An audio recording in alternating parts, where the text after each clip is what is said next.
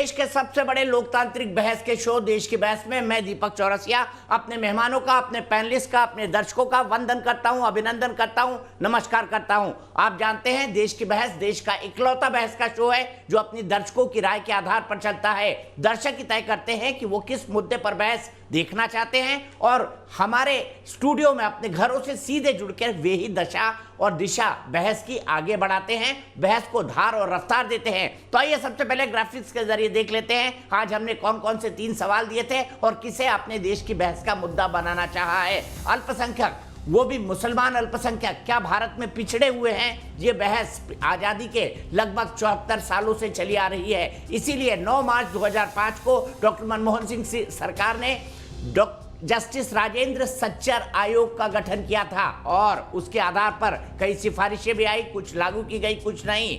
अब इसी से संबंधित एक पिटीशन सुप्रीम कोर्ट में गया है और उसी पर हमारी बहस होगी आज। क्या तुष्टीकरण के लिए बनाई गई थी सच्चर कमेटी, इसे 55% लोगों ने वोट देकर देश की बहस का मुद्दा बनाना चाहा है। अल्पसंख्यक, खास तौर पर मुसलमान अल्पसंख्यकों की हालत के बारे में देश में लगातार और लंबी बहस चलती रही है। कई बार तुष्टीकरण का भी आरोप लगा है, कई बार आरोप ये लगा है कि छोटी कम्युनिटी के वोट्स को साथ लेने के लिए बड़ी कम्युनिटी के लोगों को पीछे छोड़ दिया जाता है, दरकिनार कर दिया जाता है। कई बार यह भी कहा जाता है कि तुष्टीकरण हो रहा है और तुष्टीकरण की इस राजनीति में देश ने लंबे समय तक राज भी किया है। तो क्या आज आर्टिकल 14 जो ये कहता है देश में हर नागरिक के समान अधिकार है और आर्टिकल 15 जो ये कहता है लिंग या धर्म के आधार पर कोई भी मतभेद नहीं किए जा सकते, ऐसे में सच्चर कमेटी आज के समय में प्रासंगिक है। इसी को लेकर सुप्रीम कोर्ट में एक पिटीशन डाली है विष्णु शंकर जैन ने, जो कि एक जाने माने वकील हैं। क्या कहती है पिटीशन, आपको पहले बताएंगे, फिर इस पर बहस करेंगे कि क्या ये महज तुष्टीकरण तो नहीं है। एक समुदाय विशेष के सामाजिक, आर्थिक और शैक्षिक उत्थान के लिए 2005 में गठित सच्चर कमेटी की वैधता के खिलाफ सुप्रीम कोर्ट में एक याचिका दाखिल की गई है। याचिका में सच्चर कमेटी की सिफारिशों को न लागू करने की भी अपील की गई है। याचिका में जहां एक और सच्चर कमेटी के गठन की पूरी प्रक्रिया को ही असंवैधानिक बताया गया है, वहीं साथ ही कहा गया है कि एक धार्मिक समुदाय के तौर पर मुस्लिम समुदाय उन लाभ का हकदार नहीं माना जा सकता जो समाज के पिछड़े तबके को हासिल है। सनातन वैदिक धर्म नाम के हिंदू संगठन की ओर से दाखिल याचिका में आपत्ति जताई गई है कि 9 मार्च 2005 को प्रधानमंत्री कार्यालय की ओर से सच्चर कमेटी का गठन करने वाली अधिसूचना असंवैधानिक और अवैध है। ये आर्टिकल 77 का वायलेशन है, इसके लिए ना कोई प्रेसिडेंशियल नोटिफिकेशन हुआ, तो सच्चर कमेटी का गठन खुद में ही असंवैधानिक है। ये बात हमने सुप्रीम कोर्ट में उठाई है। याचिका के मुताबिक संविधान के आर्टिकल 77 का उल्लंघन हुआ है, जबकि प्रधानमंत्री कैबिनेट के बगैर ऐसी किसी कमेटी का गठन खुद नहीं कर सकते। गौरतलब है कि एक बार खुद पूर्व प्रधानमंत्री डॉक्टर मनमोहन सिंह ने देश की संपदा पर पहला अधिकार मुस्लिमों का बताया था। We will have to devise innovative plans to ensure that minorities, particularly the Muslim minority, are empowered to share equitably in the fruits of development. They must have the first claim on our resources. याचिका में दावा किया गया कि तत्कालीन प्रधानमंत्री ने अपनी मर्जी से मुस्लिम समुदाय की सामाजिक, आर्थिक और शैक्षिक स्थिति का परीक्षण करने के लिए कमेटी गठित करने के निर्देश दिए, जबकि अनुच्छेद 14 व 15 के आधार पर किसी भी धार्मिक समुदाय के साथ अलग व्यवहार नहीं किया जा सकता। लेकिन मुस्लिम स्कॉलर मानते हैं कि सच्चर कमेटी की सिफारिश अब तक लागू हो जानी चाहिए थी। सच्चर साहब जिन्होंने ये रिपोर्ट दी थी, उनकी सिफारिशात को लागू करना चाहिए। याचिका के मुताबिक सामाजिक और शैक्षणिक रूप से पिछड़े वर्गों की स्थिति के परीक्षण के लिए एक कमीशन नियुक्त करने की शक्ति भारत के संविधान के अनुच्छेद 340 के तहत भारत के राष्ट्रपति के पास निहित है। देश के बहस में चर्चा है कि सच्चर कमेटी की सिफारिशें तुष्टीकरण की राजनीति के उद्देश्य से की गई थी या इसका कोई और लक्ष्य था।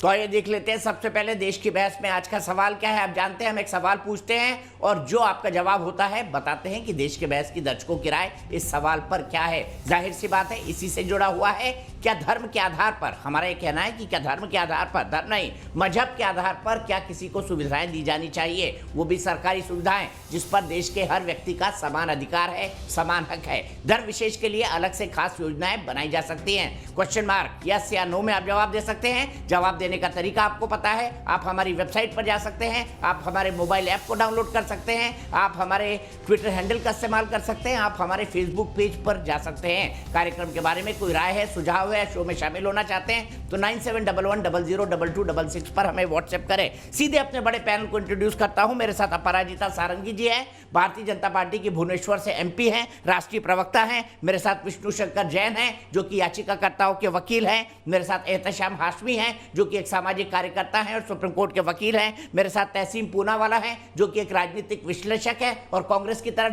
झुकाव रखते हैं। तहसीम, ये बात तो आप भी जानते हैं कि कमेटी को जिस ढंग से बनाया गया ये आर्टिकल 77 का उल्लंघन था, तो क्यों ना इस कमेटी को खत्म किया जाए और कहा जाए कि इससे जो राय मांगी गई थी उसको लागू करना बिल्कुल पूरी तरह से असंवैधानिक होगा। विष्णु जैन के पास तर्क तो है।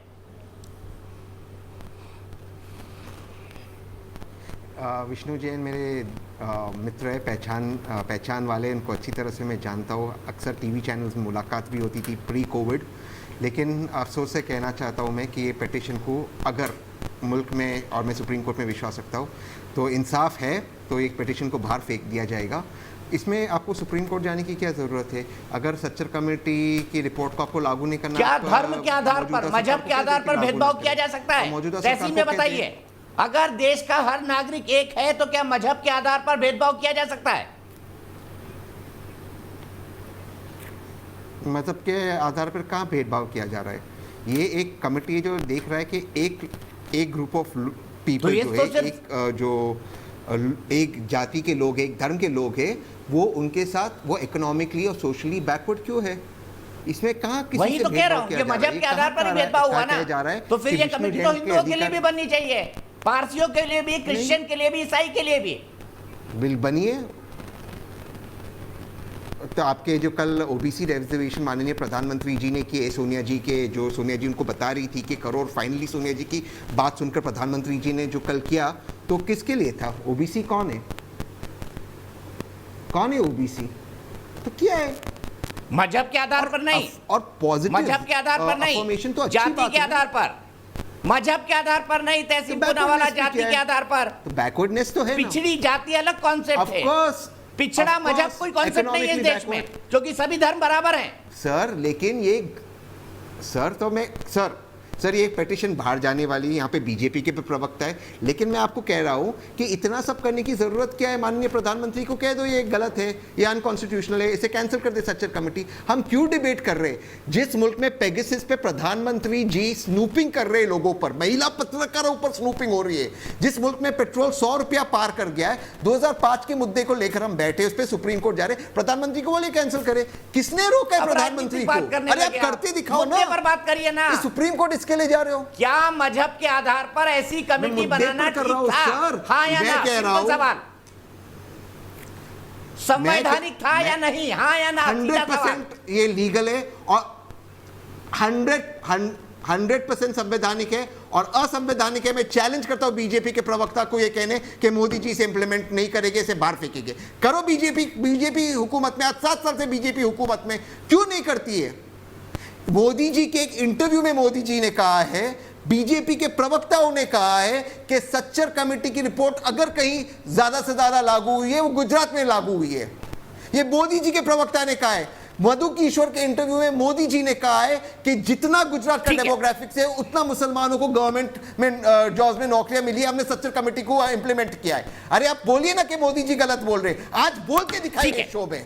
विष्णु शंकर जैन जी, तहसीम पूनावाला कह रहे हैं कि संवैधानिक है, कैसे गैर संवैधानिक है बताइए।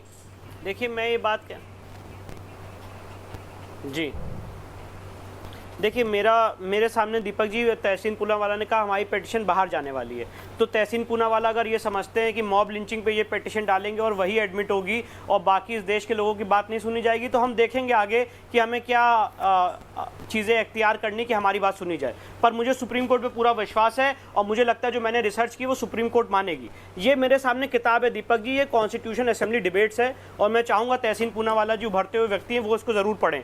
अब एक बात बताने जा रहा हूँ आपके चैनल पे, 25 मई 1949 वॉल्यूम 8 पेज नंबर 269 से पेज नंबर 309, जो संविधान सभा के फाउंडिंग फादर हैं एस.सी. मुखर्जी, उन्होंने संविधान सभा में क्या कहा था कि अगर आप सेकुलर देश बना रहे हैं तो माइनॉरिटी को आप अलग से कोई बेनिफिट्स नहीं दे सकते।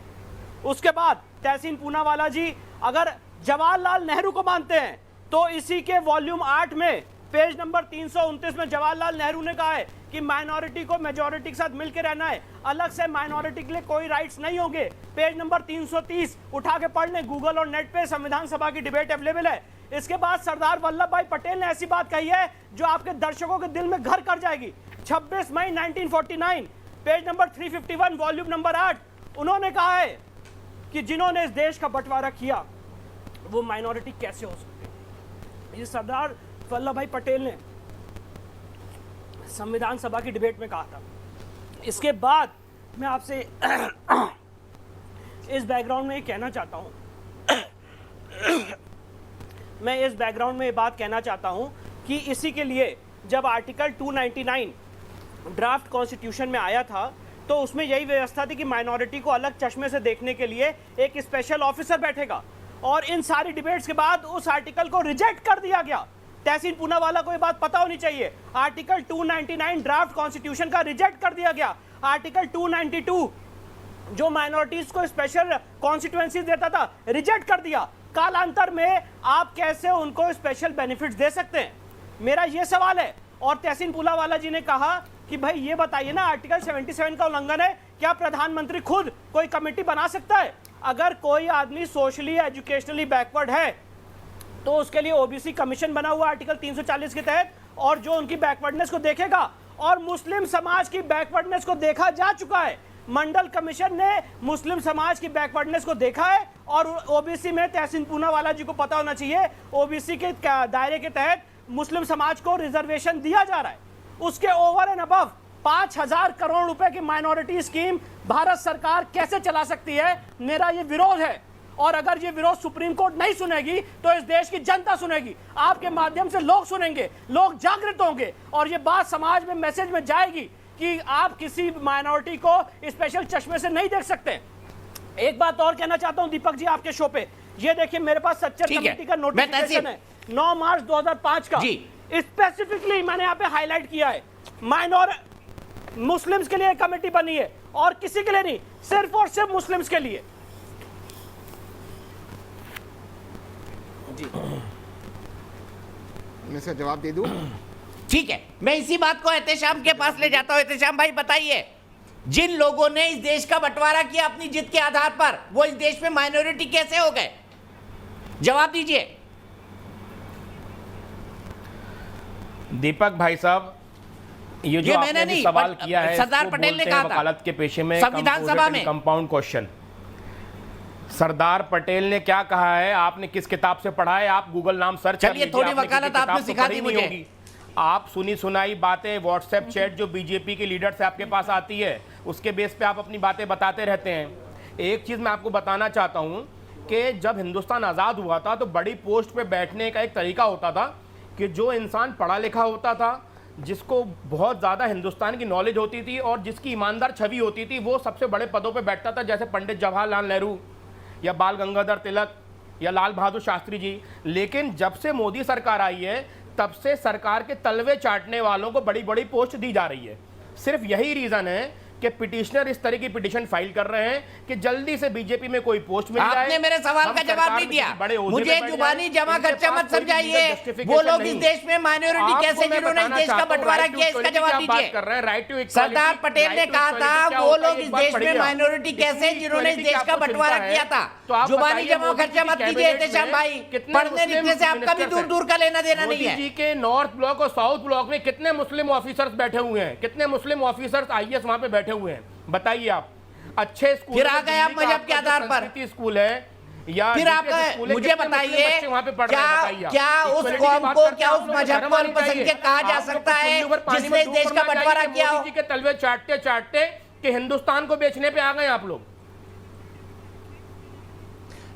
देखिए मोदी जी हमारे प्रधानमंत्री है, शब्दों की मर्यादा का थोड़ा ख्याल रखिए और सवाल का जवाब सवाल से होता है, सवाल का जवाब सवाल से नहीं होता है। एहतेशाम जी ना, जो पिटिशनर है आर्टिकल 14 पे रिलाई कर रहे हैं, इक्वालिटी की बात करता है। पीपल ऑफ इंडिया आर्टिकल 14 पे रिलाई कर रहा हूं मैं। We the people of India, और सब बराबर है उसमें, हिंदू मुस्लिम सिख ईसाई सब बराबर है। बात कर रहे हैं, कोई मजहब के आधार पर अतिरिक्त अधिकार नहीं मांग सकता।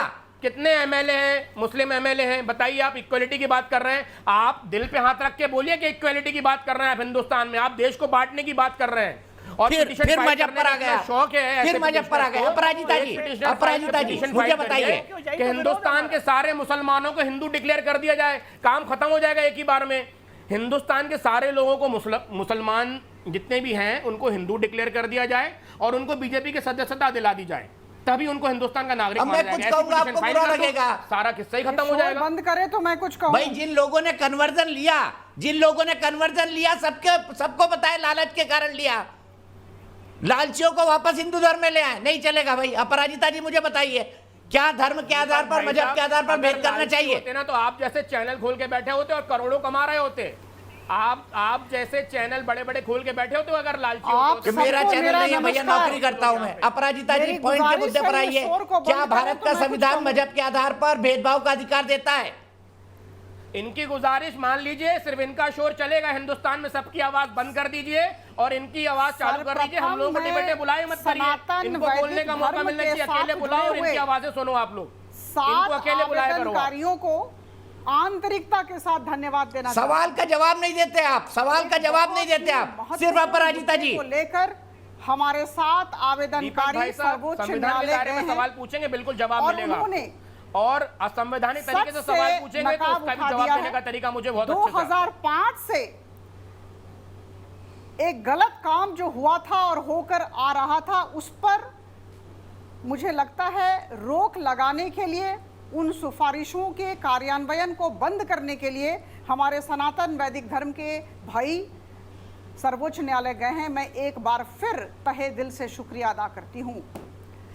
देखिए 2005 9 मार्च 2005 प्रधानमंत्री के दफ्तर से जो अधिसूचना जारी की गई थी वो बिल्कुल असंवैधानिक और अवैध थी, ये हम सब जानते हैं।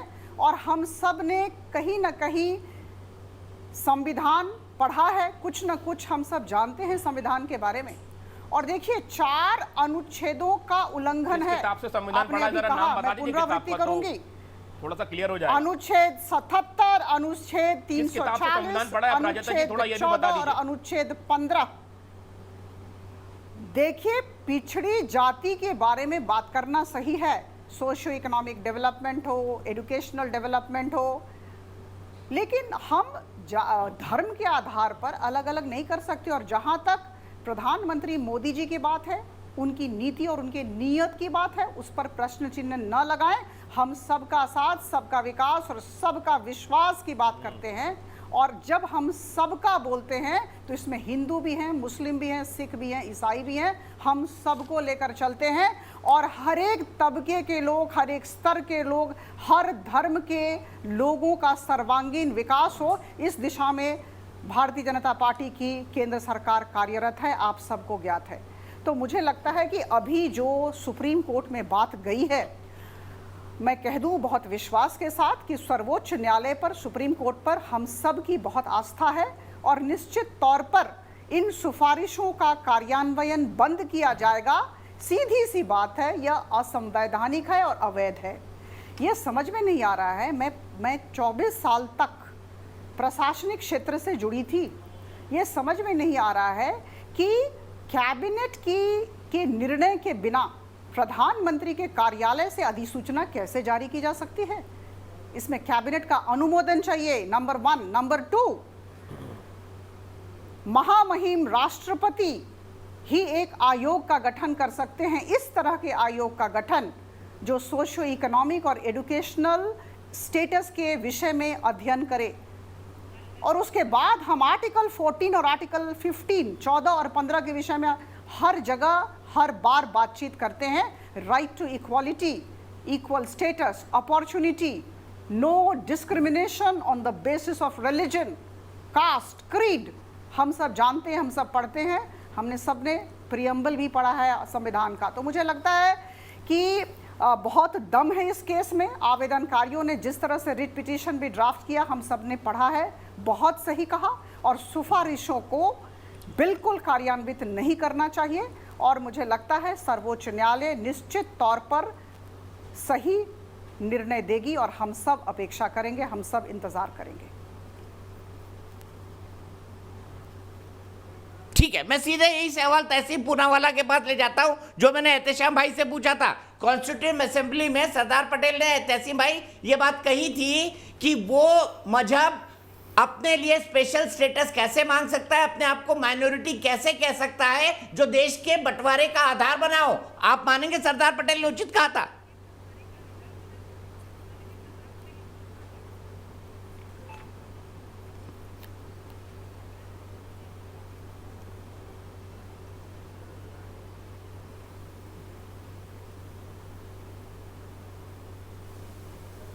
तहसीन भाई सुन पा रहे हैं मेरी बात?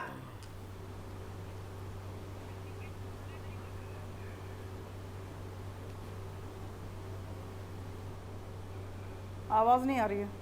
ठीक है, विष्णु के पास जाता हूं। विष्णु, एहतेशाम जी कह रहे हैं कि भाई आप एक पिटीशन और डाल दीजिए जिसमें सभी मुसलमानों को हिंदू कह दिया जाए। क्या आपकी ये भावना है? आप कुछ इस तरह का करना चाहते हैं?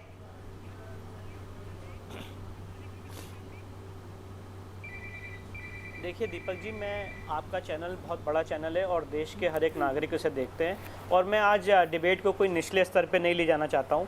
मैं अपनी बात बहुत संजीदगी से रखना चाहता हूं। हमारा विषय ये है, और बहुत ही सिंपल विषय है, कि मुस्लिम भी इस देश का उतना ही इक्वल नागरिक है जितना इस देश का हिंदू है।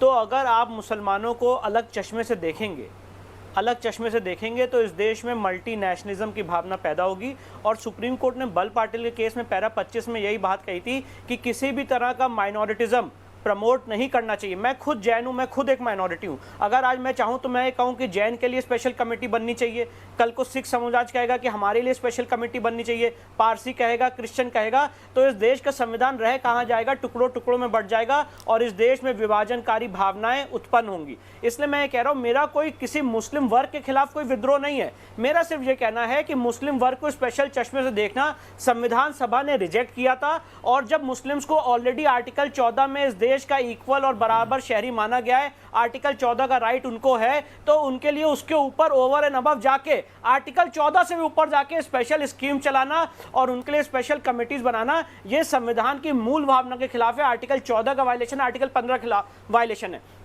एक बात और कहना चाहता हूं दीपक जी, आपके शो पे मुझे कोई भी बताए, यहाँ पे जो पैनलिस्ट बैठा है, क्योंकि तहसीन भाई भी सुप्रीम कोर्ट जाते रहते हैं, काफी लर्नेड व्यक्ति हैं, संविधान में आर्टिकल 29 और 30 के अलावा क्या कहीं भी माइनॉरिटी शब्द यूज्ड है?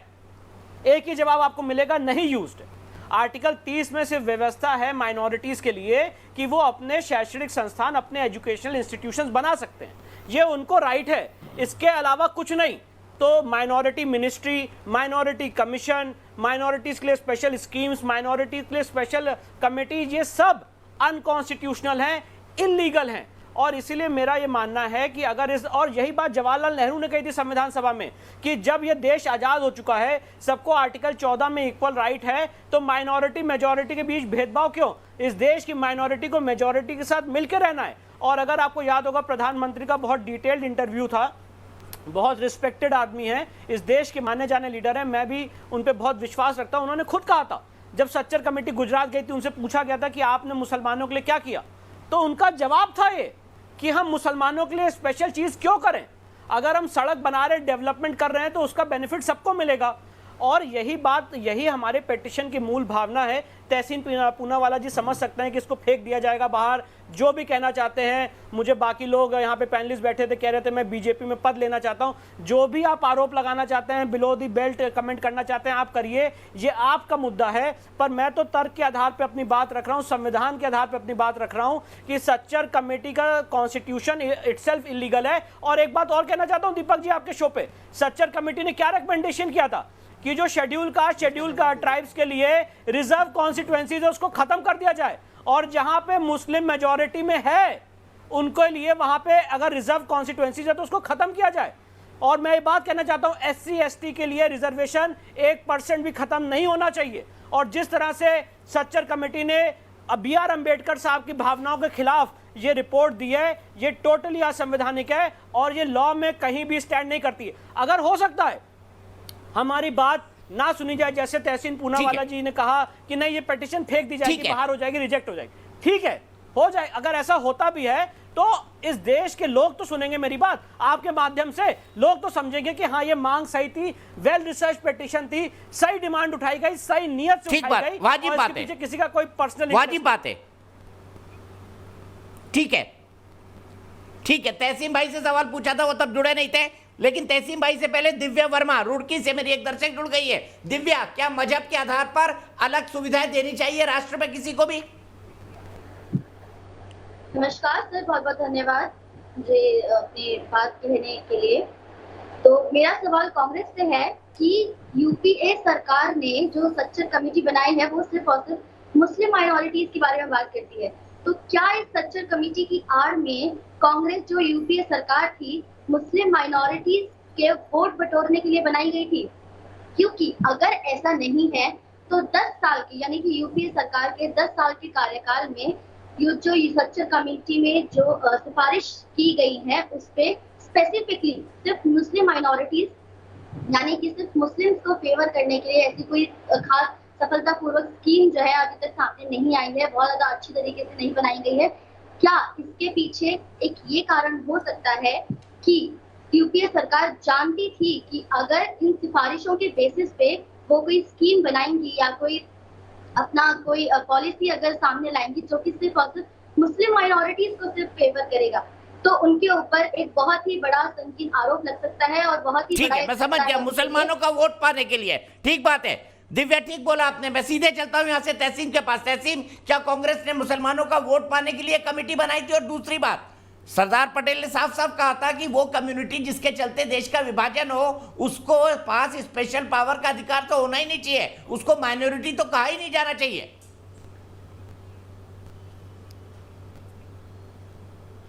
सरदार पटेल ने यह भी कहा था कि आरएसएस एक देशद्रोही संगठन है और उसे बैन लगना चाहिए, और उसके बैन के पक्ष में थे।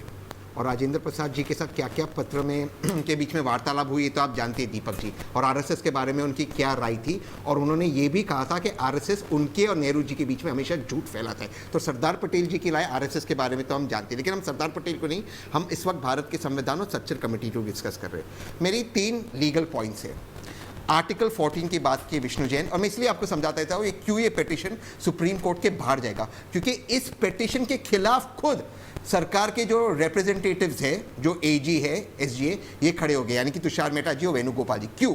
क्योंकि आर्टिकल 14 अगर आप बैरोमीटर रखते हैं राइट टू इक्वालिटी, तो सच्चर कमेटी 2001 के सेंसस के डेटा पे बनी है, तो 14% अगर मुसलमान है तो ब्यूरोक्रेसी में सिर्फ 2.5% मुसलमान है। तो ये तो आपका संवैधानिक कर्तव्य है कि आपको उनको देना पड़ेगा जगह। तो आप तो अपने आप को ऑन द फुट गोली मार रहे हो। आप कह रहे हो या बीजेपी की प्रवक्ता कह रही है कि ये कमेटी जो थी इलीगल थी, और ये स्टैंड सुनिए। कौन से प्रोविजन में? कैसे मतलब? मैं आपको बताता हूं। पहले तो आप 2011 का सेंसस रिलीज कीजिए। चलो मैं आपको एक चैलेंज आज इस शो पे देता हूं, कल दोबारा से डिबेट करें, आप 2011 का सेंसस रिलीज कीजिए, क्योंकि 2001 के सेंसस पे बनाए। चलिए आप रिलीज कीजिए। मोदी जी डरते क्यों 2011 का सेंसस रिलीज करने के लिए? दूसरी बात, अगर राइट टू इक्वालिटी है, यानी कि सबके इक्वल राइट्स है, तो जिसकी जितनी हिस्सेदारी, जिसकी जितनी आबादी उसकी उतनी हिस्सेदारी, तो उतने मुझे दलित चीफ जस्टिसेस, उतने दलित जजेस, उतने मुझे एससी, ओबीसी, उतने मुझे जजेस, डीएम्स, पुलिस इंस्पेक्टर्स दिखा दीजिए और उसी में मेरे मुसलमान भाइयों को डाल दीजिए, जैन भाइयों को डाल दीजिए, अन्य माइनॉरिटीज क्रिश्चियन भाइयों को डाल दीजिए। बताइए ना कितने हैं। ट्राइबल्स को डालिए, जितनी ट्राइबल्स की आबादी है उतने ट्राइबल जजेस है, जितनी ट्राइबल्स की आबादी है उतने ट्राइबल्स जजेस है, जितनी दलित भाई की आबादी है उतने दलित भाई पुलिस कमिश्नर है, एसपी है। अरे आप बताइए ना है कि नहीं है। चलिए आप करिए, आज खुला ही कर देते, आज दूध का दूध पानी का पानी इस नेशनल टेलीविजन पे कर देते। बताइए कितने हमारे दलित भाई दलित बहन है, उतने हैं जजेस, उतने हैं वाइस चांसलर्स। अरे आप आर्टिकल 14 के बारे में बात करते हो लेकिन अधिकार नहीं देते हो, तब तो ये देश क्या बन जाएगा बता, मतलब है आपको। बिल्कुल मानता हूँ आर्टिकल अगर यही होता रहा तो जिसकी जितनी आबादी उसकी उतनी हिस्सेदारी। चलिए करें, चलिए करें, चलिए करते, जिसकी जितनी आबादी उसकी उतनी हिस्सेदारी। चलिए यही बनेगा ना, मैं यही कह रहा हूँ ना, यही बनेगा ये देश। अंधेर नगरी चौपट राजा टक्काशेरबाजी टक्काशेर राजा, यही बन जाएगा। बड़े अदब से मैं आपसे हिस्सेदारी लेंगे। अपराजिता जी इसका बेहतर जवाब देंगी। अपराजिता जी सर बड़े अदब से मैं क्या आपसे, गोटी पर गोटी मिठाई जा सकती है? बताइए, क्या गोटी पर गोटी मिठाई जा सकती है? फिर देश के सिस्टम्स का, देश में एजुकेशन का, देश में एम्प्लॉयमेंट एक्सचेंज का, देश में इलेक्शन का कोई मतलब नहीं है, कोई मतलब नहीं है। ऐसा ना कहें, ऐसा ना कहें, ये नेशनल चैनल है, इस तरह की दलील न दे, बड़ा हास्यास्पद है। जैसी आबादी वैसी हिस्सेदारी, ये कहाँ, ये अंधेर नगरी चौपट राजा की बात जो हो रही है, मैं बिल्कुल समर्थन करती हूँ। बहुत ही अच्छा वाक्य इन्होंने कहा, बहुत ही अच्छा मुहावरा कहा। क्यों दलित भाई को अधिकार नहीं है? क्या ओबीसी भाइयों को अधिकार नहीं है जजेस बनने का? जाति की बात करते हैं, नहीं अधिकार, ये क्या बात हुआ? करते हैं मेरे ओबीसी भाइयों को अधिकार नहीं है एसपी बनने का, मेरे दलित भाइयों को अधिकार नहीं है डीएम बनने का। उन्हें ये क्या बात है? परिवेश चाहिए, उनके साथ हमें सहयोग करना चाहिए, उन्हें रिजर्वेशन चाहिए, उन्हें एक तरह का परिवेश चाहिए बढ़ने के लिए। जो पिछड़ी जाति के हैं, जो अनुसूचित जाति के हैं, जो अनुसूचित जनजाति के हैं, उसमें हम धर्म नहीं देखते हैं, हम उसमें जात पात नहीं देखते हैं। ये किस तरह की दलील है? हास्यास्पद।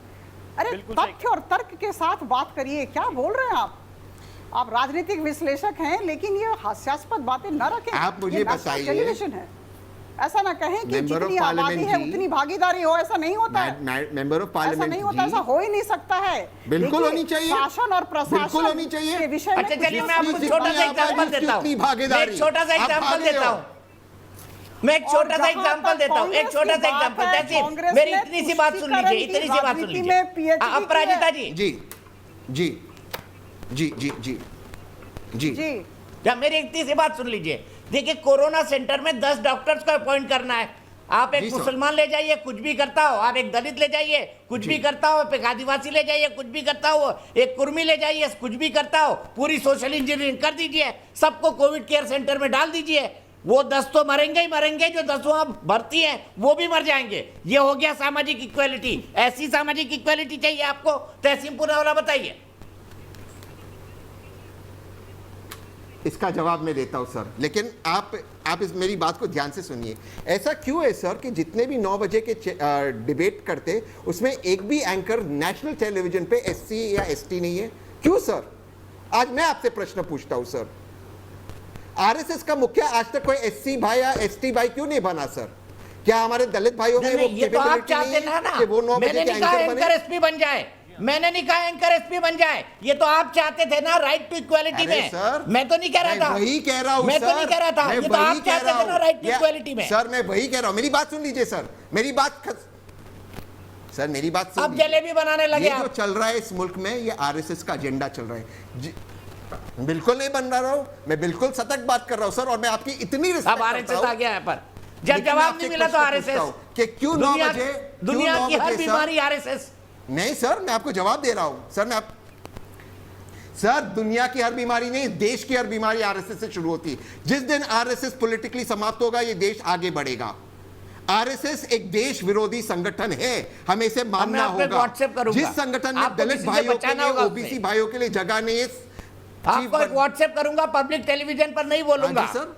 आपको उस बीमारी से अपने किसी नजदीकी को बचाना होगा। अगर ये बीमारी है तो आपको अपने किसी नजदीकी को उस बीमारी से बचाना होगा। तो समझदार को इशारा काफी है। जिस दिन मैं होम मिनिस्टर बना सबको बचा दूंगा। समझ गया सर, समझ गया। बट सर क्या करें, चलिए आप अपना आर्गुमेंट कंप्लीट करिए। 100% बचाना है सर। सर मेरा कहने का अंतर ये है, आगे बढ़े बहस में, इतना ही है कि ये जो पिटीशन 2005 का लाया गया है जी जी, हेलो, मैं कह रहा हूं आगे बढ़े बहस में, आप अपना आर्गुमेंट खत्म कीजिए। मैं फिर उसके बाद मेरे दर्शक भी जुड़ गए हैं, एहतेशाम भाई भी बैठे हुए हैं, उनके पास भी जाना है। जी सर, एक ही लाइन में मैं अपनी बात समाप्त करता हूं। 2005 के इस मुद्दे को इस वक्त इसलिए रिवाइव कर दिया गया है क्योंकि इनको लगता है कि देश पेगासस से डाइवर्ट हो जाएगा, लेकिन ये होने वाला नहीं है। और इस पिटीशन के खिलाफ खुद सरकार के जो वकील है ये खड़े हो गए। आप इस चीज़ को नोट करना, और सुप्रीम कोर्ट में जो होगा उस दिन हम दोबारा से बैठेंगे। ये पिटीशन सुप्रीम कोर्ट के बाहर जाने वाला है, इसका कोई मतलब नहीं होता है। आप कहीं की बातें कुछ कट पेस्ट करते लगा दो और ऐसे पिटीशन बना दो, इसका कोई मतलब नहीं होता है सर, ये अनकॉन्स्टिट्यूशनल है। और अगर सरकार के वकील ठीक है, विष्णु पर आरोप लगाया, विष्णु ही जवाब देंगे। विष्णु, पेगासस से डाइवर्ट करने के लिए आपने पिटीशन लगाई है, और अगर नहीं तो कब से इस पिटीशन पर आप काम कर रहे हैं? एक दिन में पिटीशन तो बन नहीं जाती है।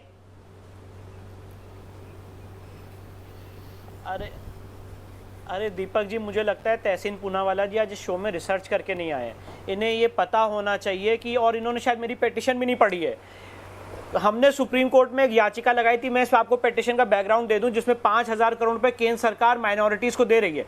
जब उसको हमने चुनौती दी तो उसमें केंद्र सरकार ने हलफनामा दाखिल किया और कहा ये स्कीम्स हम सच्चर कमेटी के आधार पर दे रहे हैं। जब सुप्रीम कोर्ट में केंद्र सरकार ने ये एफिडेविट दाखिल किया तब हमने सच्चर कमेटी को अब चुनौती दी है। इसका ये मतलब नहीं है कि हम मतलब 2005 से आज 16 साल तक 14 साल तक सोए हुए थे। हमें तो यही पता था कि सच्चर कमेटी इंप्लीमेंट नहीं हुई है, पर जब केंद्र सरकार खुद हलफनामा देके कह रही है सुप्रीम कोर्ट में कि हम सच्चर कमेटी के आधार पे ये स्कीम्स दे रहे हैं, तो हमने उस सच्चर कमेटी को चैलेंज किया है। अब तहसीन पूनावाला जी ये चाहते हैं कि केंद्र सरकार सुप्रीम कोर्ट में मेरा विरोध करे। ठीक है, ये उनका विचार है, ये उनका लुकआउट है। मैं तो सिर्फ अपने मुद्दे पे हूं। मेरा मुद्दा कानूनी है और मेरा मुद्दा संवैधानिक है। मेरा मुद्दा एक विजन का है कि जो चीज संविधान के निर्माताओं ने, फाउंडिंग फादर्स ने मना की थी, स्पेसिफिकली आर्टिकल 299 ड्राफ्ट कॉन्स्टिट्यूशन का हटाते हुए, उसको आप कैसे इंट्रोड्यूस कर सकते हैं। और तहसीन पूनावाला जी ने राजनीतिक विश्लेषक के रूप में यहां पे आपके सामने 50 बातें की, एक डॉक्यूमेंट नहीं दिखाया, एक डॉक्यूमेंट नहीं दिखाया। उल्टा एक अजीब सी अटपटी सी बात कही, जिसकी जितनी आबादी उसको उतना शेयर मिलना चाहिए। तो इनको ये बात बता दूं मैं, जितनी जिसकी आबादी थी उसके हिसाब से आप पाकिस्तान ऑलरेडी बन चुका है। और अब इस इंडिपेंडेंट इंडिया में आप अपने आबादी के आधार पे हक नहीं मांग सकते हैं। अगर आर्टिकल 14 है तो सबके लिए, सबको आपको एक नजर से, एक चश्मे से देखना है। आप चाहते हैं कि आप मुस्लिम होके स्पेशल राइट्स मांगे, तो ये चीज यहाँ पे परमिसिबल नहीं है। और मैं एक मिनट रुक जाइए, और तहसीन पूनावाला जी ने अपनी बात को कंट्राडिक्ट किया। इन्होंने बड़ा दलित के लिए प्रेम दिखाया। जब सच्चर कमेटी की रिकमेंडेशन में लिखा है कि दलित कॉन्स्टिट्यूएंसीज हटा दी जाएं, रिजर्व कॉन्स्टिट्यूएंसीज, तो ये किस बात का प्रेम दिखा रहे हैं? ये एक दलित को यूज करते हैं कि वो हिंदू वर्ग से कट जाए और इनके लिए वोट दे। ऐसा कभी नहीं होने जा रहा है। दलित वर्ग हिंदू समाज का अभिन्न अंग है और दलित के लिए रिजर्वेशन की हमने हमेशा मुखालफत की है, हमेशा उसके लिए हमने उसके साथ खड़े रहे दलित वर्ग के साथ। तो आप अगर ये कह रहे हैं सच्चर, तो आप पहले सच्चर कमेटी के रिकमेंडेशंस को तहसीन पूनावाला जी पढ़ लीजिए कि उन्होंने कहा है कि रिजर्व कॉन्स्टिट्यूएंसीज खत्म हो। तो आप यहाँ पे दलितों के मसीहा बन के बात कर रहे हैं और सच्चर कमेटी का आप सपोर्ट कर रहे हैं। तो या तो सच्चर कमेटी का विरोध करिए और या तो दलितों का विरोध करिए, दोनों में से एक रात चुन लीजिए। दो नाव पे आप नहीं चल सकते क्योंकि दोनों ना कंट्राडिक्टरी है। तो पहले सच्चर कमेटी के रिकमेंडेशंस पढ़िए, उसके लिए आप दोनों को रखूंगा। तहसीन पूनावाला भी जवाब देना चाहते हैं, एहतेशाम भाई भी जवाब देना चाहते हैं, लेकिन उससे पहले ऋतिक सिंधु, मेरे एक दर्शक गुरुग्राम से जुड़ गए। ऋतिक बताइए, क्या मिलना चाहिए मजहब के आधार पर अलग सुविधाएं? नमस्कार sir, thank you very much sir. मैं बात करना चाहूँगा इस सच्चर कमेटी के बारे में कि इस कमेटी का इंस्टीट्यूशन सर अनकॉन्स्टिट्यूशनल है बिल्कुल।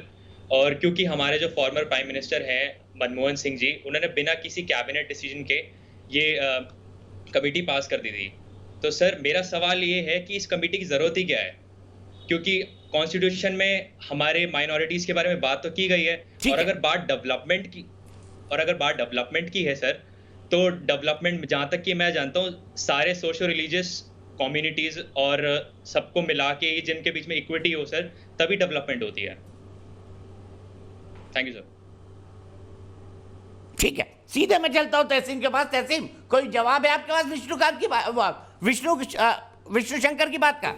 बिल्कुल बिल्कुल, मैंने जो आपको कहा विष्णु ने इस बात को कंफर्म कर दिया, सिर्फ घुमा फिरा कर, जैसे मन की बात होती है लंबा कह दिए, काम की बात संक्षेप में। मैंने कहा कि मोदी जी खुद सच्चर कमीशन को रेकमेंड कर रहे हैं। ये बात उन्होंने आपके शो पे कह दी कि उन्होंने, मोदी जी की सरकार ने कोर्ट में कहा कि हम सच्चर कमीशन के बेसिस पे कर रहे हैं। अगर सच्चर कमीशन इलीगल होता, अनकॉन्स्टिट्यूशनल होता, तो मोदी जी उसे डिसबैंड कर देते। बहुत कम लोग जानते, दीपक जी आप जानते क्योंकि आप बहुत वरिष्ठ पत्रकार है, कि 2013 में मोदी जी जब गुजरात के मुख्यमंत्री थे, वो गए थे सुप्रीम कोर्ट में सच्चर कमेटी के खिलाफ, और उसके बाद उन्होंने अपना स्टैंड चेंज कर दिया सर। क्यों? क्योंकि ये पूरी तरह से कॉन्स्टिट्यूशनल है, और उसी कमेटी के रिकमेंडेशंस के नीचे वो माइनॉरिटीज को आज पैसा दे रहे, फंडिंग दे रहे, क्योंकि माइनॉरिटीज वाकई पीछे। मैं इस बात पर आपके चैनल पे छाती ठोक कर कहता हूं, जिसकी जितनी आबादी उसकी उतनी हिस्सेदारी होनी चाहिए। उतने दलित कमिश्नर ऑफ पुलिस होने चाहिए, डीएम होने चाहिए, उतने डिस्ट्रिक्ट मजिस्ट्रेट्स होने चाहिए, एसपी होने चाहिए, जजेस होने चाहिए, चीफ जस्टिस होने चाहिए। लेकिन ये सच्चाई है कि उतने नहीं है। तो हम ये मांगते 2011 का सेंसस को आप बार कीजिए, और जिसकी जितनी आबादी उसकी इतनी हिस्सेदारी। इस मांग पर मैं कायम हूं और हमेशा रहूंगा। अपराजिता जी, क्या ये लीगली और कॉन्स्टिट्यूशनली संभव है कि बकरे के बच्चे को मार मार के शेर बनाओ? और मैं दो वाक्य कहना चाहती हूं, आपके सबके समक्ष उपस्थापित करती हूं। प्रथम ये कि कांग्रेस की तुष्टीकरण की राजनीति चरम सीमा पर रहती है। हम पहले भी देखते थे और अब भी देख रहे हैं, पहला वाक्य। दूसरा जो मेरा वाक्य है वो आश्चर्यचकित करने वाला है। देखिए, ऐसा है कि इतनी विधानसभाओं के चुनाव हुए या हो रहे हैं, आप सारी विधानसभाओं के चुनाव में कांग्रेस के घोषणा पत्र को देखें। मध्य प्रदेश में इन्होंने इसे वचन पत्र कहा था। किसी भी घोषणा पत्र में सच्चर कमेटी का उल्लेख नहीं है। कहीं नहीं कह रहे हैं कि सच्चर कमेटी के सिफारिशों का हम कार्यान्वयन चाहते हैं। क्यों? कहीं ना कहीं उन्हें लगता है, कांग्रेस को अब लगता है, तुष्टीकरण की राजनीति हर मुहूर्त हर क्षण करते हैं, लेकिन उन्हें लगने लगा है अब कि ये असंवैधानिक और अवैध कमेटी थी, सिफारिशों का कार्यान्वयन नहीं होना चाहिए था। हम सबको इस दृष्टि से इसका विश्लेषण करना चाहिए। मुझे लगता है कहीं ना कहीं कांग्रेस खुद को सच्चर कमेटी से दूर कर रही है। मैं ये दो वाक्य आप सबके समक्ष उपस्थापित करना चाहती हूँ। ठीक है, एहतेशाम जी, क्या आपको लगता है कांग्रेस ने सच्चर कमेटी के तौर पर मुस्लिम अल्पसंख्यकों को झुंझुना थमाया था? वो जानती थी कि उसको कभी इंप्लीमेंट नहीं किया जा सकता क्योंकि अनकॉन्स्टिट्यूशनल है। दीपक भाई साहब, आपने सवाल पूछा, इसका जवाब मैं दूंगा आपको।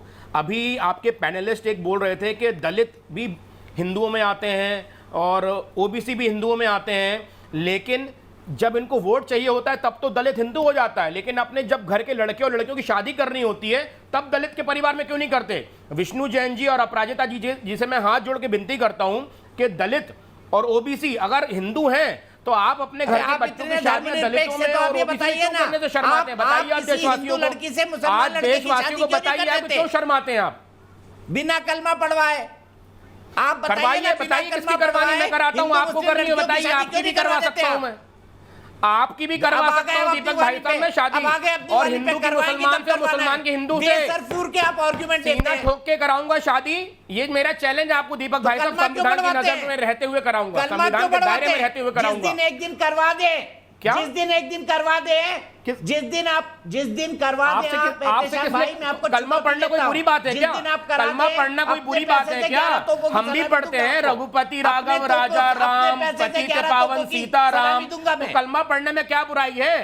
कलमा पढ़ने में क्या बुराई है? कलमा पढ़ने में क्या बुराई है बताइए?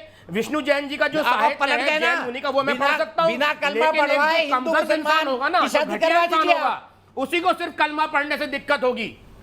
मुझे रामचरितमानस पढ़ने से कोई दिक्कत नहीं है, मुझे महाभारत पढ़ने से कोई दिक्कत नहीं है। बताइए आप क्या पढ़ना है, कौन सा श्लोक पढ़ना है? पर आप लोगों को कुरान और कलमे पढ़ने से अगर इतनी दिक्कत हो रही तो फिर आप लोग कम ज़र्फ सवाल का जवाब खराब दीजिए, इंसान हैं। सवाल ये का मैं जवाब बोलना दीजिए चाहता आप। हूं। और एक चीज और बोलना चाहता हूं मैं विष्णु जी को और जो पैनलिस्ट यहाँ बैठे हैं, सवाल का जवाब कि दीजिए सबका आप। खून शामिल है यहाँ की मिट्टी में, किसी के बाप का हिंदुस्तान नहीं है। आप मुसलमानों को हिंदुस्तान से अलग करने की जो साजिश रच रहे हैं वो कामयाब नहीं होगी। हमारे हिंदू भाई जो हिंदुस्तान में सच्चे हिंदू हैं, जो संविधान को मानते हैं, उनकी ताकत हमारे साथ है और हमें पता है कि जब तक हमारे सच्चे हिंदू भाई हमारे साथ हैं, मुसलमानों को कोई हाथ भी नहीं लगा सकता। सवाल का जवाब नहीं देंगे, भाषण देने के लिए शो नहीं है सर, डिबेट का शो है ये। आर्गुमेंट दीजिए, आर्गुमेंट, डिबेट का शो है ये, भाषण कर रहे हैं। सीधे एनके सिंह साहब के पास चलता हूं। एनके सिंह साहब जो ग्राउंड रखे हुए हैं, दलाल भर्ती विष्णु शंकर जैन ने, उसके हिसाब से लगता है कि क्या सच्चर कमेटी का कॉन्स्टिट्यूशन है। कुपोषण का एनके सर, आपसे बेहतर संविधान कोई नहीं समझता। शिकार है, उसके बारे में क्या कहेंगे आप?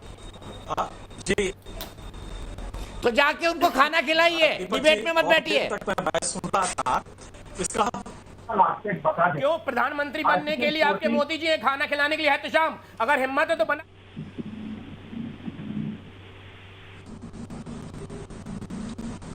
एनके साहब बोलिए प्लीज। जी, मैं बोलूं? देखिए, बहुत सिंपल सी बात है कि इसमें एक तो सच्चर कमीशन नहीं है, कमेटी है। कमीशन के लिए ये मुमानियत है कि आर्टिकल 340 के तहत जब काउंसिल ऑफ मिनिस्टर से अप्रूव होके जाएगा, और प्रेसिडेंट कब देगा? जब काउंसिल ऑफ मिनिस्टर से अप्रूव होके जाएगा। लेकिन चूंकि ये कमेटी है तो इतने में तो डिबेट हो सकता है। जो प्रॉब्लम है वो दूसरी है। आपने कमेटी बनाई, आर्टिकल 14 राइट टू इक्वालिटी है, उसमें एक सिद्धांत था जो कि बड़ा सिंपल कहता है कि आप बिल्कुल जैसे कि आप दलितों का बार बार नाम ले रहे हैं, बैकवर्ड्स का ले रहे हैं, उनको कैसे दिया गया, एक उसका सिद्धांत निकाला गया। जस्टिस पतंजलि शास्त्री थे चीफ जस्टिस ऑफ इंडिया पहले जो थे, 1951 में उन्होंने एक फैसला दिया जो आज तक वैलिड है। वो था डॉक्ट्रिन ऑफ इंटेलिजिबल डिफरेंशिया, कि अगर आपको लगता है कि समान कानून से वो वर्ग जो कि दबा हुआ है उसको लाभ नहीं मिलेगा, उसके लिए अलग से आप कानून बना सकते हैं। ये आर्टिकल 14 का ही इंटरप्रिटेशन था कि इंटेलिजिबल डिफरेंशिया आप कर सकते हैं, लेकिन वो रेशनल होना चाहिए। हमारे यहाँ ये बात सही है कि बैकवर्ड, दलित, ये एक जमाने से एग्रेरियन सोसाइटी में खेती में काम मजदूर रहे हैं या कम खेती रही है, लिहाजा उनको जब हमने दिया। इनके सर मैं आपकी आवाज ठीक करवाता हूँ। आपकी आवाज बिल्कुल सुनाई नहीं पड़ रही है एयर पे, आपकी आवाज एयर पर बिल्कुल सुनाई नहीं पड़ रही है। सीधे माजिद हैदरी के पास चलता हूँ जब तक इनके सर की आवाज ठीक हो। माजिद भाई बताइए, आप विष्णु शंकर जैन कह रहे हैं कि ये जो सच्चर कमेटी है ये अनकॉन्स्टिट्यूशनल है, आप मानते हैं? क्योंकि आर्टिकल 14-15 का वायलेशन है। दीपक भाई, मैं सच्चर कमेटी को एक तरफ रख के बात करूंगा और जो कुछ कहूंगा आंकड़ों पे कहूंगा, आंकड़ों के सिवा कुछ नहीं कहूंगा, और वो आंकड़े कहूंगा जो आरएसएस की सरकार मानती है। हमारा आप भी मानते हैं, हमारा 14% जनसंख्या है मुसलमानों की भारत में। प्रधानमंत्री श्री नरेंद्र मोदी जी ने अभी रिसेंटली अपनी जम्बू कैबिनेट बनाई जिसमें 78 मिनिस्टर हैं और मुसलमान केवल 1 है, जबकि हमारा हक 18 मिनिस्टरों का बनता था। तो हमारे को 18 मिनिस्टर वहां नहीं मिले कैबिनेट में क्योंकि हम मुसलमान हैं। हमारा हक पार्लियामेंट में 80 सीटों का बनता है, लेकिन हमें पार्लियामेंट में 80 सीटें नहीं दी जाती। हमारा हर जगह ऐसे ही हक बनता है, लेकिन हमारा हक हर जगह आरएसएस छीन लेती है।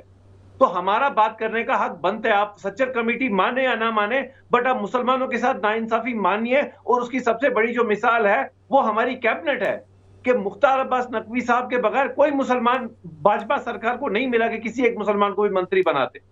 तो किस सरकार की आप बात कर रहे हैं कि वो हमारे साथ जस्टिस करेंगे? कब आज तक मुसलमानों के साथ आरएसएस ने जस्टिस किया है?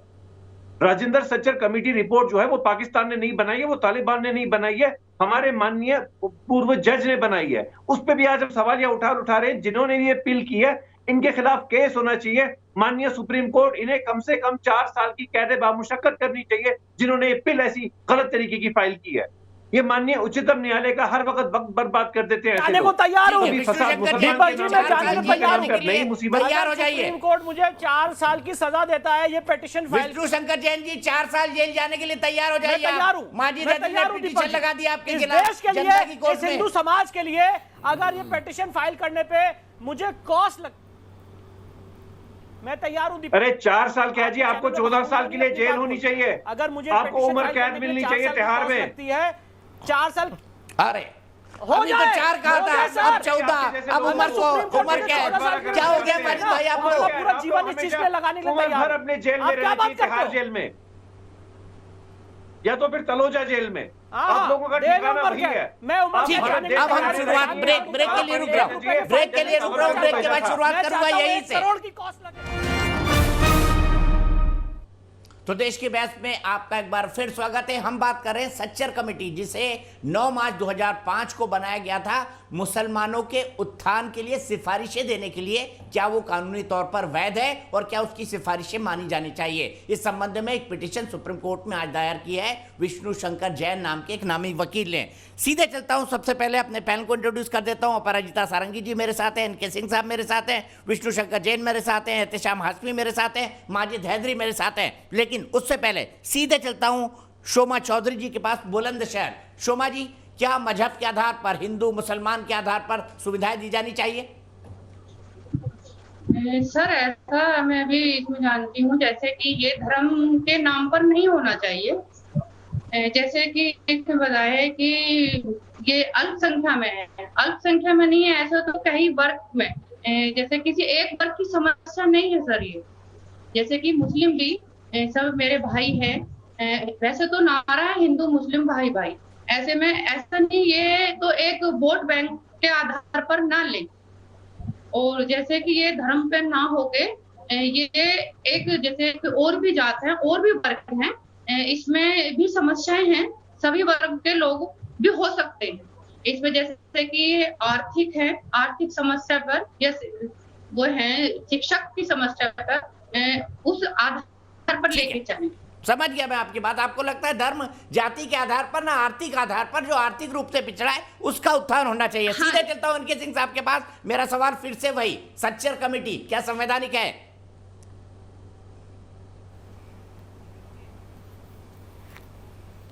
नहीं, इसमें एक दिक्कत है। ये संवैधानिक इसलिए नहीं हो सकती कि आर्टिकल 14 में जो राइट टू इक्वालिटी है, ये बिल्कुल सही है कि उसमें कहा गया है कि अगर कोई दबा समाज है तो उसके उत्थान के लिए इंटेलिजिबल डिफरेंशिया का सिद्धांत लगाया गया।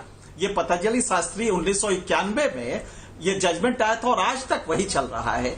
इंटेलिजिबल डिफरेंशिया का मतलब है कि आप ग्रुप बनाएं और देखें कि क्या वो ग्रुप सताया हुआ है, सोशली काफी दबा हुआ है, वो मतलब परसिक्यूशन उसके साथ रहा है, तो एक डिफरेंशिया आप कर सकते हैं, अलग कर सकते हैं और उसको स्पेशल सुविधा दे सकते हैं। इसी के तहत दलितों को दिया जाता है, शेड्यूल कास्ट को, इसी के तहत बैकवर्ड को दिया जाता है। लेकिन जब आप जात धर्म के आधार पे करते हैं तो इंटेलिजिबल डिफरेंशिया में यह भी एक शर्त है कि जो ग्रुपिंग करे वो दूसरे ग्रुप से अलग हो। क्या मुसलमान हिंदू से अलग है? अगर 300 साल शासन वो करता रहा है, और अभी इसके पहले भी जब तक ये शासन नहीं था, ये शासन में कुछ कहा जा रहा है, लेकिन इसके पहले तक तो वो था और मजबूत था। अगर वो दबा हुआ था तो वो हिंदू में भी एक वर्ग है जो कि उतना ही दबा हुआ है, तो हम उस लेवल पे करेंगे। हम धर्म के आधार पे जो इंटेलिजिबल डिफरेंशिया का सिद्धांत है वो नहीं लगा सकते, इसीलिए धर्म के आधार पे मना है। और फिर उनके लिए आर्टिकल 26 से 30 तक ऑलरेडी धर्म के आधार पे उनको दिया गया, उनको शिक्षा की सुविधा दी गई है। आर्टिकल 25 भी लगभग उसी तरह का है। तो इसलिए धर्म के आधार पे आर्टिकल 14 ये मना करता है कि आप कोई भी करें, हाँ करें, अगर आप जाति के लिए कर रहे हैं, आप अगर वो दलित दबा कुचला हजारों साल से रहा है, ये हिंदू धर्म की अपनी कमजोरी रही है, तो अगर वो दबा कुचला रहा है उनको हम देते हैं, उनसे अलग उनके लिए कानून बनाते हैं। ये इक्वालिटी, राइट टू इक्वालिटी के बावजूद हम करते हैं क्योंकि इंटेलिजिबल डिफरेंशिया होना चाहिए। लेकिन जब हम मुसलमानों को कोई उनके कल्याण के लिए धर्म के आधार पर करेंगे तो सीधे होगा कि जो दूसरा ग्रुप है उससे इसमें क्या अंतर है। तो आप बताइए कि हिंदुओं से मुसलमान में ऐसा क्या अंतर है जो कि हम वो करें? अगर हिंदू मुसलमान में अंतर करेंगे फिर तो उसका कोई अंत ही नहीं होगा। लिहाजा मुसलमान ऐसे भी 300 साल शासक के बाद काफी मजबूत रहा है और सोशली बैकवर्ड नहीं रहा है, इवन एजुकेशनली भी है, आर्थिक रूप से है, तो उसके कारण दूसरे हैं। लिहाजा धर्म के आधार पे हम कोई भी इस तरह का इंटेलिजिबल डिफरेंशिया के सिद्धांत के तहत नहीं कर सकते, लिहाजा ये वैलिड नहीं होगा। हाँ, एक चीज और बता दें, ये कमिटी है, कमीशन नहीं है, इसलिए राष्ट्रपति के यहाँ आर्टिकल 340 में जाने की जरूरत नहीं है। कमिटी किया जा सकता है बशर्ते कि कमिटी कैबिनेट से पास होती तो ये अच्छा रहता। हालांकि एग्जीक्यूटिव ऑर्डर है, प्राइम मिनिस्टर कर सकते हैं, मुझे इसमें दोष तो नहीं लगता, लेकिन इंटेलिजिबल डिफरेंशिया धर्म के आधार पर नहीं हो सकता। मुसलमानों को अलग से कोई सुविधा देना आर्टिकल 14 के तहत जो डॉक्ट्रिन है इंटेलिजिबल डिफरेंशिया का, उसके तहत नहीं हो सकता।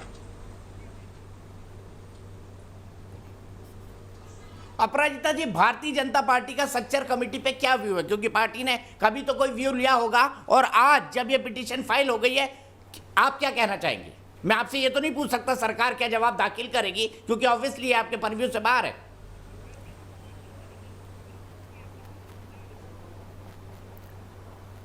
मैं आ रहा हूं, एहतेशाम भाई, विष्णु भाई, दोनों के पास आ रहा हूं। निश्चित तौर पर दाखिल करेगी, ऐसा लग रहा है।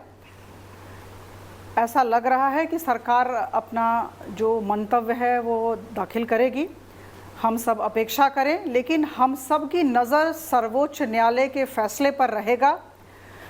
और जैसा कि हम सब ने चर्चा की, मैं पुनरावृत्ति करूंगी कि सच्चर कमेटी का गठन असंवैधानिक और अवैध है और इसलिए इन सिफारिशों का कार्यान्वयन नहीं होना चाहिए।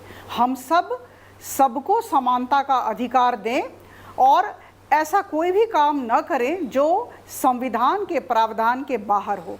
मुझे लगता है ये बिल्कुल गलत है, और जो गलत है वो गलत है और जो सही होता है वो सही होता है। तो हम संवैधानिक प्रावधानों को मद्देनजर रखते हुए सारे काम करें।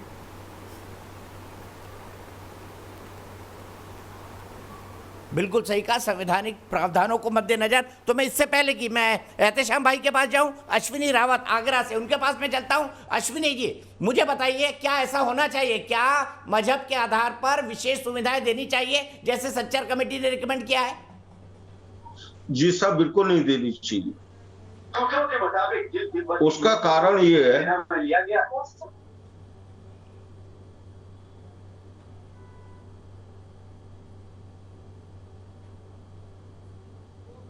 बिल्कुल नहीं होना चाहिए। बोलिए आप। और आपके पास कोई वॉल्यूम चल रहा है तो उसको बंद कर दीजिए कृपया। जी कर लिया साहब, ऐसा है कि ऐसा बिल्कुल नहीं होना चाहिए। जो भी ये हो रहा है ये गलत तरीके से हो रहा है।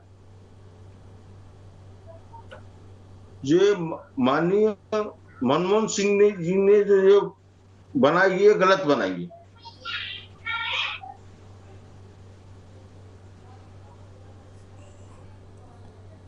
आपको लगता है गलत बनाई?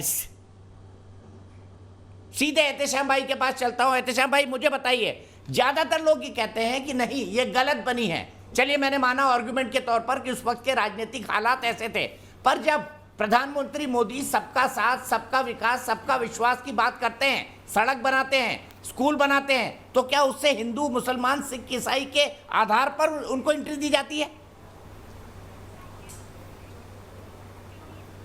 देखिए दीपक भाई साहब, आप बीजेपी सरकार को खुश करने के लिए कितनी भी जोर से बहस कर लें, लेकिन आप सच्चाई जानते हैं कि मुसलमानों के साथ हिंदुस्तान में जिस तरह का बर्ताव किया जाता है वो खुद असंवैधानिक है और गलत है। आप देखिए कितने 5 स्टार होटल हैं हिंदुस्तान में, उसमें से कितने परसेंट मुस्लिम ओन करते हैं उसको, कितने चैनल हैं हिंदुस्तान में, उसके में से कितने परसेंट मुस्लिम उसको ओन करते हैं, जितने भी बड़े बड़े स्कूल है, कितने मुस्लिमों के बच्चे वहां जा पाते। एक तरफ तो आपके बीजेपी के लीडर बोलते हैं कि मुसलमान पंचम जोड़ता रहता है, फिर एक तरफ आप कह रहे हैं कि हिंदुस्तान में सब इक्वल है। अगर विष्णु जैन जी और जो बीजेपी के प्रवक्ता बैठे हैं इतना इक्वलिटी की बात करते हैं, तो नाली साफ करने के लिए आप दलित को क्यों ढूंढते हैं?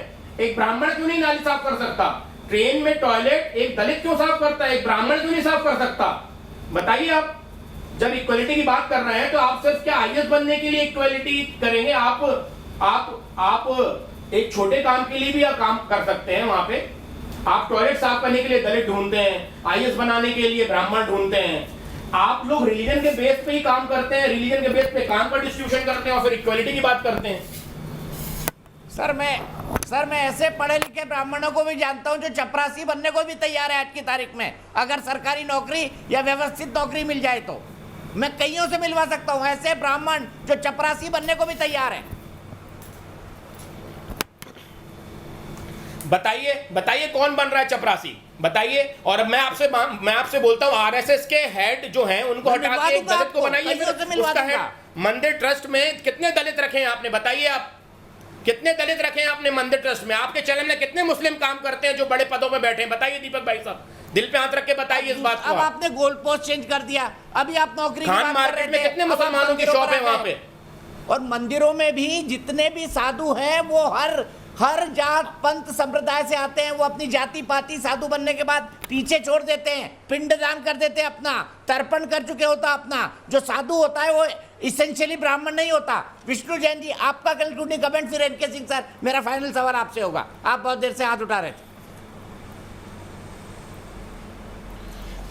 देखिए मैं ये कहना चाहता हूं कि जो ये बात कह रहे हैं, जब मंडल कमीशन का जजमेंट आया था सुप्रीम कोर्ट में, आज समय नहीं है उसको कभी विस्तृत रूप से बताऊंगा। उसमें खुद कहा है कि मुसलमानों के अंदर जातियां, इनके यहाँ छुआछूत है, इनके यहाँ भेदभाव है।